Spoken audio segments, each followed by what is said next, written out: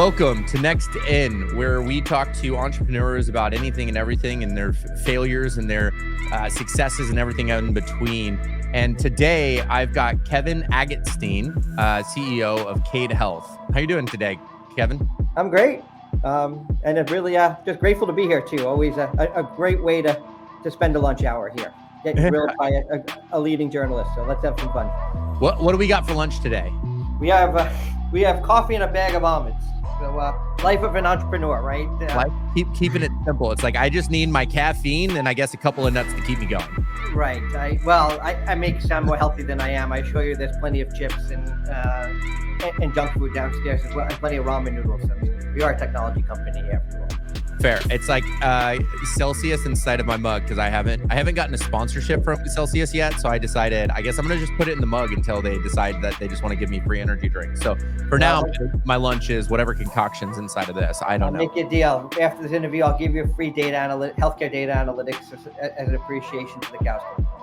You know what? That's more than anybody else has done to me, and that might be the kindest thing that you could have said, because health analytics is exactly what I want right now. So Kevin, where are you coming from?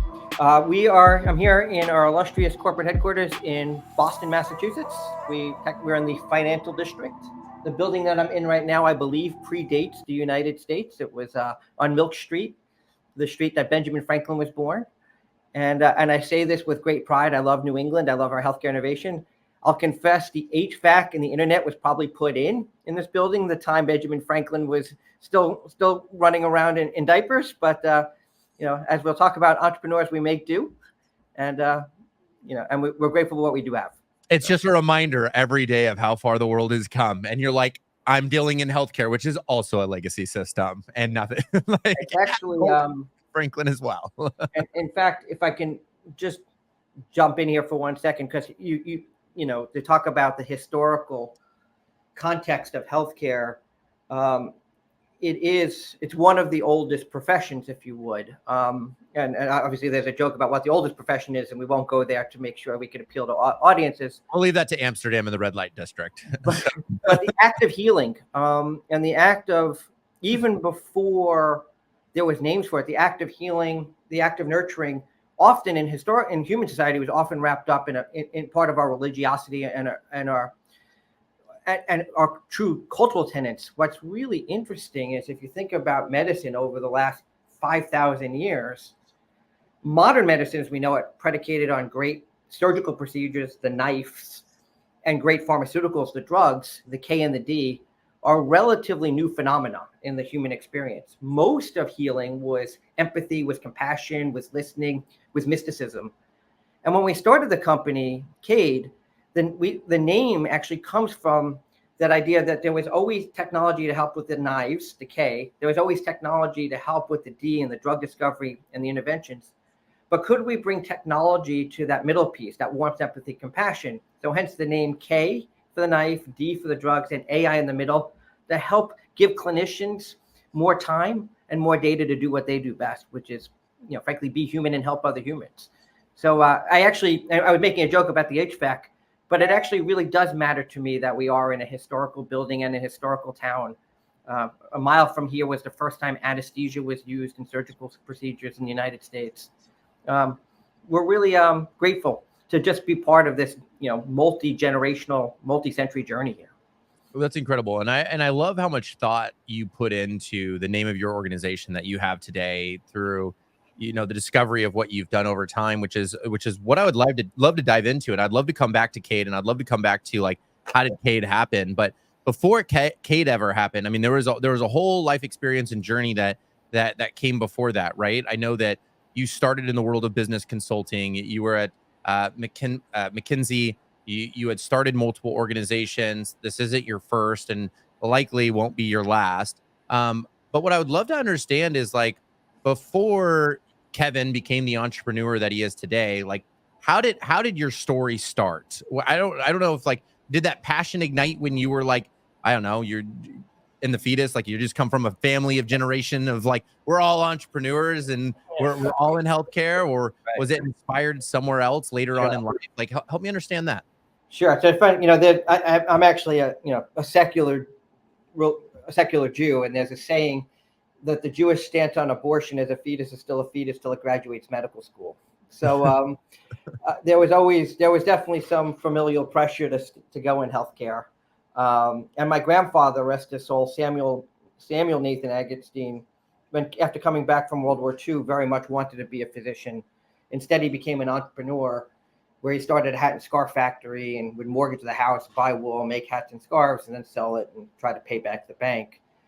And it's not a coincidence, my sons are named Sam and Nathan Agatstein now in honor of his memory, not just for his service for his country and being a great grandpa, but for setting the role model of being able to say, to create a business, to put it all on the line, to feed his family. And the same point, that appreciation of science and medicine as one of the, along with art and culture, one of the great human attributes.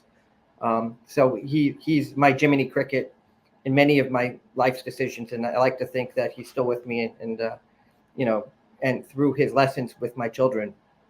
As for healthcare, I actually started out as a chemical engineer by training. I was a research undergrad and then a researcher at MIT, and a consulting firm before I joined McKinsey. Arthur Andersen funded that research. So when I joined Arthur Andersen full time, given I was a chemical engineer, they thought maybe I should do petrochem. The problem is I lived in Boston, and there's not a lot of oil wells or chemical plants in the city of Boston right now, and there wasn't back then. What we do have a lot of is hospitals, great hospitals. So instead of flying to Texas every week, I just partnered up. I found a couple of partners that were trying to do some healthcare work here in town, and I grabbed a consulting project with 10 Brigham and Women's Hospital, and I fell in love. And it wasn't later on in that journey where it was good work. And then fast forward 6 months, and I had this epiphany. I was standing and I've told this story before. I was standing in a hospital, and I just took a deep breath. The hospital, I'm pretty sure was in LA. And I realized that this is really a magical place. I mean, this is where people come. Every human emotion that you can imagine is playing out under these roofs. There's life, there's death, there's birth, there's fear, there's joy, there's violence. And, I just wanted to be part of that. And I was maybe 23, 24. And I don't want to, overstate this in terms of religious experience, but it was by any definition a life-changing epiphany that I am going to work in healthcare. I'm going to try to make this system, as screwed up as it is, a little bit better. And I've never gone back. I can't say I wake up every morning and be like, oh, wow, it'd be cool if I was started the next Facebook, or, as I buy shoes on Zappos, think, wow, that wasn't a great idea to sell shoes online. But this is definitely the industry I want to be in. Yeah, that's awesome. Do you remember that, when that epiphany happened in the first time? Do you remember? I do. Now, there's a known phenomena, recollection bias, where I remember it. I'm pretty sure it was LA County Medical Center. I think, this is now 25 years ago. I don't think I put it, the language to describe it has evolved over time. But yeah, I very much remember that, being there and be like, this is really cool. And compared to, look, it's not as cool as being in a hat and scarf factory like when I was a kid and used to go to my grandfather's. When you're 8 years old, hat and scarf factories are awesome, provided you don't kill yourself. But this was just really cool. Yeah. And, I'd like to think when things don't, when you have those days where they don't always go great, you're a CEO, that it's nice to have that little foundation story there to think, you chose this for the right reason. And, it gives you a little courage just to go to bed, wake up the next day and keep on going. Yeah. And so you were like, okay, healthcare, that's it. We're going down that path. And obviously, and particularly care provision, right? Healthcare can encompass a lot of things. After Andersen, I went to McKinsey. At the time, healthcare was very much, to the firm back then, it was all about pharmaceuticals, right? That's where the money is, right? I mean, you go to Pfizer and they're on, middle of Manhattan, a big skyscraper. You go to a hospital, like I worked out of a trailer when I used to consult to Geisinger Health System. So, but I knew the actual, not just healthcare overall, but the idea of care provision, of helping providers, helping their support staff do their job, was really where I wanted to be. Interesting. And so when you were in that environment, right? obviously you got promoted multiple times. Like you like not only have you started your own business, but like you've gone through multiple promotions uh in multiple organizations. So part of me is like, okay, so you found your passion, you got excited, uh you were in a trailer, you were in a, a skyscraper, you were in both. Yeah. You were from the bottom, now you're up, now you're here. How does that rap go? I'm just kidding. Right. Uh And by the way, the yo-yo is not done yet. We'll see how the year ends. See how the decade ends. But yeah. But what do you think allowed you to get promoted? So even before you became an entrepreneur and decided, it sounds like you had inspirations from your grandfather, you had inspirations, within your family and others in between.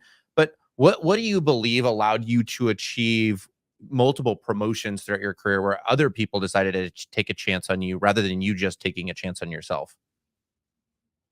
You know, it's an interesting question. And I feel like in some ways you give me more credit than I deserve. I've had some great experiences and I've had the chance to move up in organizations. I've also changed roles and changed organizations more frequently than others. Not, before in my 20s, I had, quite, 4 or 5 roles before I turned 35, 4 or 5 different organizations. You know, I, I love what I do. I think passion is contagious. I love getting into the details. I believe, God and devil is in the details. You want to go deep. Um, I like listening, 2 ears, one mouth, and I also believe in speaking truth to power, respectfully. I remember, if I can give one anecdote just to demonstrate it. When I was at McKinsey, we were consulting to, and it's not a secret, we're consulting to the company CareKey, which I ended up joining to run operations and biz dev for later on. But I'm in the meeting, and the CEO, the then CEO, who is definitely Ido Schoenberg, who is definitely one of my mentors over my life. We're presenting, and the senior partner at McKinsey, said something that I believed was incorrect, and I respectfully corrected him, and I got thrown out of the meeting. I've been told to go. Meeting's over for you. Please go step outside and continue to work. And what's so funny, I was so young, I didn't even realize at the time, and I got thrown out of the meeting. I thought he was generally thought I should just go back to work, but Ignorance is bliss. a dear friend of mine came up to me afterwards, long-term collaborator and a rock star CEO herself, Yael Glassman, and kind of almost, she's much of being brilliant. She's also very empathetic and commiserated me. It's okay. And one was realized, hey, I did get thrown out of the meeting, and then I realized, nothing. The fact that I spoke truth to power, respectfully, but also and factually to create value for the business, it wasn't a surprise that CEO ended up offering my job, and the reason why I quit McKinsey to go work for him.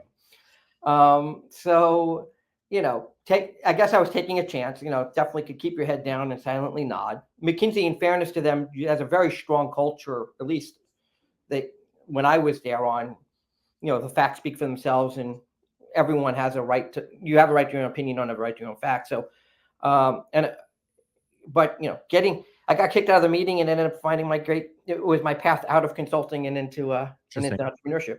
So that makes me lead to ask, so do you believe you had the ability, like when you were in that role, do you believe that the organization empowered you to be able to speak up? Or do you believe that was something that you inherently had that you brought to the table while you were there? Because I always believe that's always a giant catch-22, right? Which is, are you in an organization that empowers you to be able to speak up, or are you somebody that speaks up and empowers others because of it? Where do you believe that balance was in that particular situation? Oh, and I know, I'm not. I mean, I'm proud of. I have the dubious luxury. I've worked for Arthur Andersen and McKinsey, right? So, if you ever read the story of like Enron or WorldCom, you see those names a lot. So I'm not trying to be,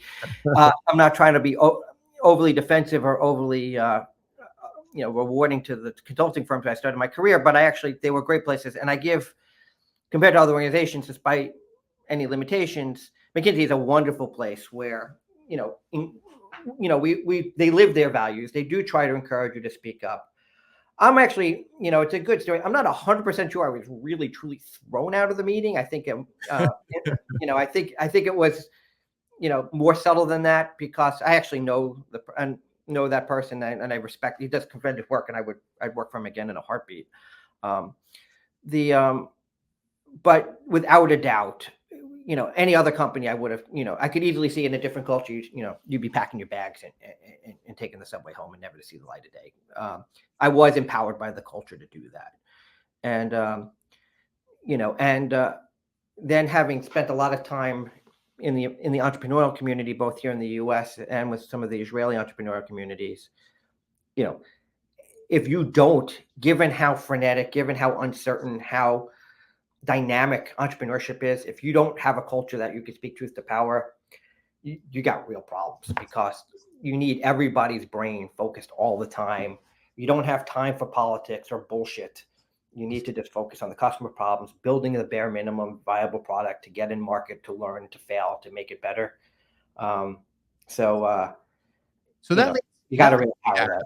Is like, is there a moment, is there a time, is there a memory that you have that's very significant, where it was like, this was a giant mistake that I made somewhere in my career, I don't know where, as an entrepreneur or as an employee, I don't know if that matters as much, but like that failure was like a huge awakening moment where you're like, whoop, fell on my face. Yep. This was awesome. Like, this was I know I have memories of getting fired by clients or getting totally tossed out, where it's like, whoa, blindside, learned, grew, developed. What's an example you have? Yeah, I mean, the biggest professional mistake I ever had was meeting my wife. And I say that tongue in cheek, but the full story was, I met this girl, and all good stories, by the way, there's always a love interest, right? We was right out of Central Castle. I met this girl. She was a med student at the time, third-year med student. We started courting. We had sold that company, KAID, and she moved to DC to do a medical residency. We were dating about a year or so, and I really wanted to be with her. So I ended up interviewing for a company that was an incredibly frenetic, disorganized interviewing process, and the company was highly dynamic. And I won't name the name, but it doesn't really matter at this point in time. It's 18 years ago or something. But I took the job anyway. And I moved down to DC. By the way, the love interest worked out great. She's my wife. She's the mother of my two children. She's she's clinical chief of endocrine at Boston Children's. At hospital. She's the acting chief medical officer here at KAID. And I will never make a better decision than marrying her. But in some ways, I let my desire to go to DC blind me to I took a bad job so I can move as an excuse to move down there.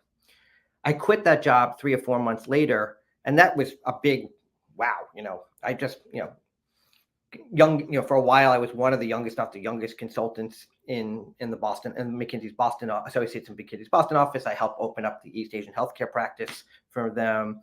We just sold a company for $100 million to TriZetto, and here I am, and I just picked a bad job and had to quit, and it hurt. I went through some of the stages of grief, that you'd expect: anger, denial. It took me several months to recoup from it. I ended up in the interim, I hung up a shingle and started a 10-year advisory role where I got to work with some of the leading, major corporations in the US, lots of great startups, lots of technology companies. I got to do some work for Virgin, which was like super cool. So it ended up being great, but most importantly, it taught me for the first time that failing was fine. You know what? The sun comes up, life goes on. You dust yourself off and you just keep going forward, and you don't let your failure judge your self-worth.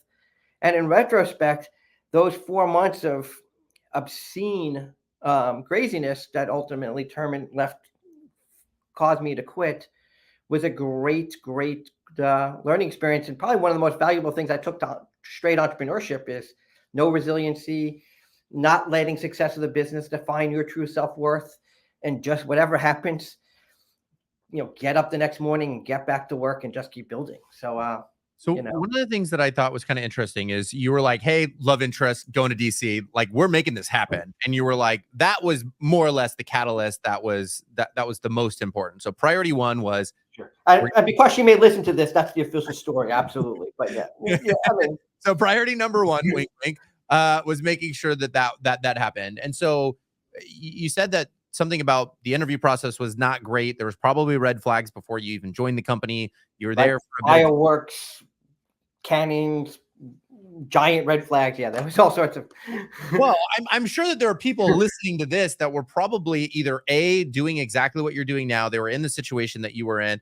Like, what were the red flags that you can remember that were like, if I like, because you came out on the other side with battle scars that were positive, right? Not everyone comes out of that in the same way that you like. Some Right. people might not have quit in 4 months. Some people Yeah. might have been there for 10 years Yeah. and still experience the same Yeah, thing. I would say, yeah. I mean, I would say, and I don't, I can't offer a date. I mean, KAID Health, we're a data-driven company. I mean, so I like to use data. So unfortunately, this answer is almost less helpful. Is We got some intuition matters. Follow your gut, right? I mean, at the end of the day, the same way there was no ration. I never built an Excel spreadsheet or did a form evaluation for that woman, for that girl, which house to buy. Most of major life decisions that most people make tend to be intuition based.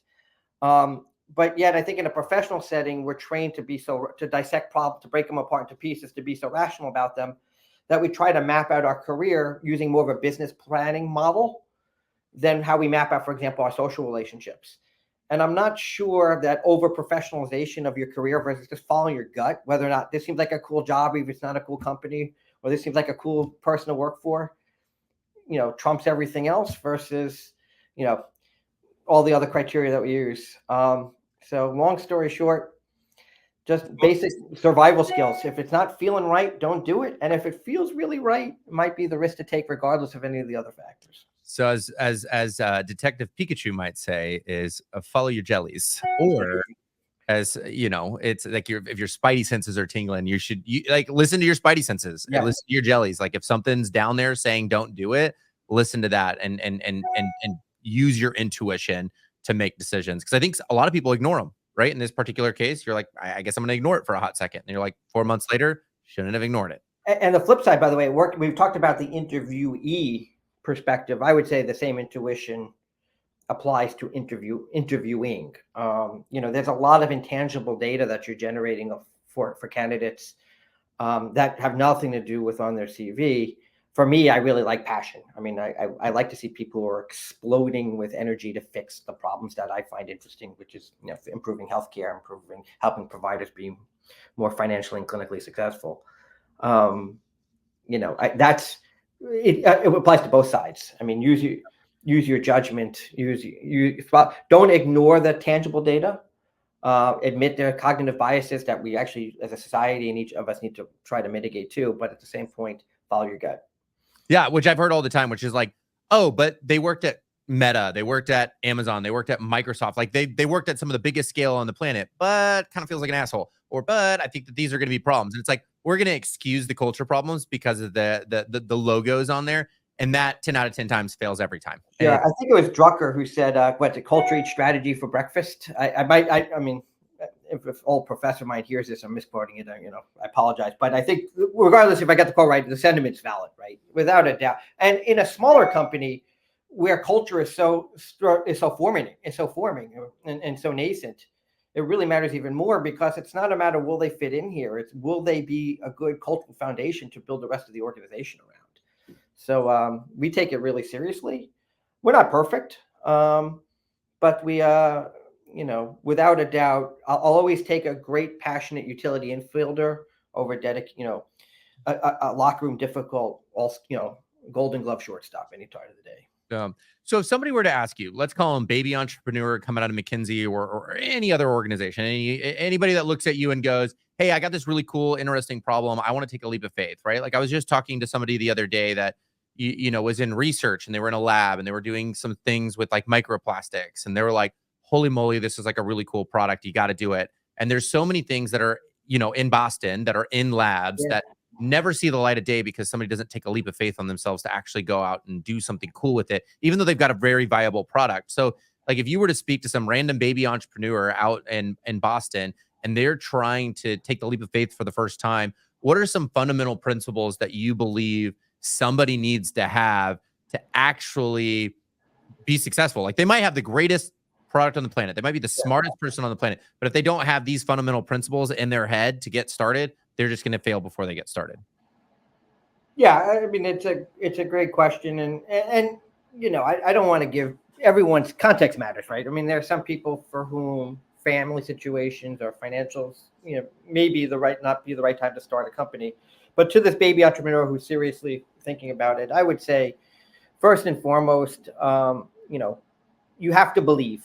No one will believe that your product, your solution, whether as it exists tomorrow, will be as impactful as you do.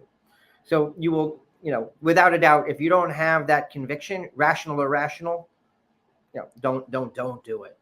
The second thing I would say, and it really comes back to that story about where I took a bad job and, really started questioning my self-worth, is no resilience. You are going to, at least for me, I can't believe how many times throughout a day, a week, where I get bad news. I get no, not now. I mean, the number of permutations of no, not now, you're not it, you can hear on a regular basis as an entrepreneur is astounding. But yet, so long as you get a good number of yeses in there, you could build the momentum. You have to take great joy in the yeses and not be defensive of the no's, because you learn from the no's, but you can't take them personally. And you just have to appreciate that take it as data and move on. And the last thing I would say to baby entrepreneurs, and this comes up a lot when I used to do more kind of early stage advising the small companies, entrepreneurship is selling. You're selling your idea to employees, to investors, to customers, yourself. Always be selling. And if you're not somebody who is excited about that, who finds not just joy in the kill, but joy in the hunt, I think it's going to be a long road. There's very few product CEOs. I mean, realistically, even product CEOs always need to be selling. So, and if they're not, they have to hire somebody or bring somebody on. But this usually, not always, but usually the founder is the best of it. I mean, is the best of it. As I said before, no one will ever love or appreciate or find more value in your product than you do as an entrepreneur. So you can hire, but some things you can't necessarily staff out. I mean, there's definitely technique. I mean, I'm not a professional salesperson. You can't staff out vision. Right, vision, and you can't outsource the vision or the passion. That's got to ultimately has to stem from you. And for me, I'm blessed. The other part of it is a baby entrepreneur. I'm fortunate that I have a co-founder, Peter Zaleski. He's our chief technology officer. He and I have been working together on and off for 15 some odd years. I wouldn't say don't go it alone, but it's really nice if you don't have to go it alone. And there's some interesting data in the literature that early stage startups tend to do better when they're run by two or three founders versus one founder. And I can see why. So again, but most importantly, you will no one's ever going to love your product as much as you do. And if you don't believe, you're not going to be able to convince anybody you do believe. If you really do believe, take a shot. Give it. Worst case scenario, you fail and you walk away with a great life lesson. Cheaper in some ways, it's cheaper than B school. Right. So speaking of believing, well, I'd love to understand a little bit about what inspired KAID. You started hinting at it and planting some seeds earlier, but tell me a little bit about KAID and what inspired that. Sure. There's several genesis stories to KAID. Some are date back as early as 20 years ago when I first started in healthcare IT. But for the crux of it is, about 13 years ago, a small team of us started a healthcare system in Florida called the Villages Health. The Villages, it's a massive 55 and older community in Central Florida. It's like 150,000 residents now. So 4 of us started this health system with the ostensible aim to make that community America's healthiest hometown. And under some great mentors and leaders, Elliot Sussman, who was CEO of Lehigh Valley Health System, who came down to be the executive chairman there, Steve Klasko, who was CEO of University of South Florida and Jefferson Health, and now a venture capitalist. Another physician, Larry Howard, who's private equity entrepreneur and a doc. How these people get all this done in their lifetime is just amazing. And we started this health system, and we try to do everything right. I think we do great work. The care is amazing. Patients love it. The quality is through the roof. But we were still no different than any other provider in the country, in the sense we're trying to provide care to this community, and there's 3 sets of data that you have to do this. You have the stuff that insurance companies give you in the form of claims, which don't have a lot of information, but they give you a nice, clean snapshot of what happened with the patient. You got all this stuff that's in the database of the electronic medical record system, what laboratory values were ordered, what medications you're on. And then you have this tremendous amount of volume of medical notes that really describe your care. It's what your physicians, your nurses, your doctors wrote about your care each time you see them.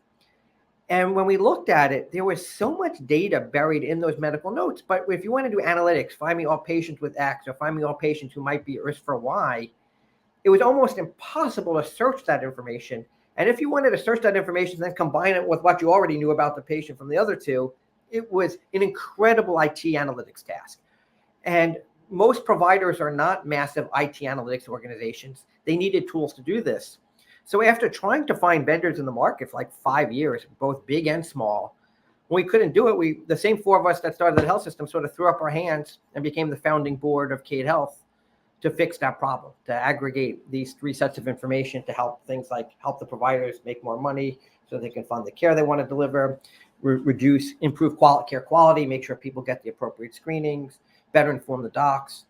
But it was really based on a market need that we were intimately familiar with and exhaustively searched and found that there wasn't anything off the shelf that was available to do it. And throw that within the growth of modern large language models starting around 2018 with transformer technology, it was just a perfect storm to go for. And KAID Health, as it is today, like, are you guys looking at growing? And when you guys are looking at growing, what type of people are you looking at adding today? Yeah, so we, of course, we're fortunate. We are looking at growing. The main, we have a pretty strong technology platform. Of course, all of this is a journey, not a destination, right? We can always build more product, and we will do that.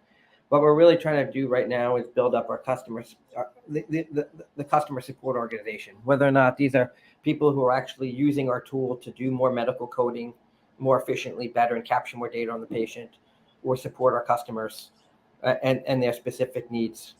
We've reached a point where the marginal hires aren't going to development, but it's going as part of our market growth is going to customer support. Absolutely. Yes. And but if anyone's listening who's a kick-ass salesman or woman, there's always room for people who bring in new revenue in a startup. Heck yeah.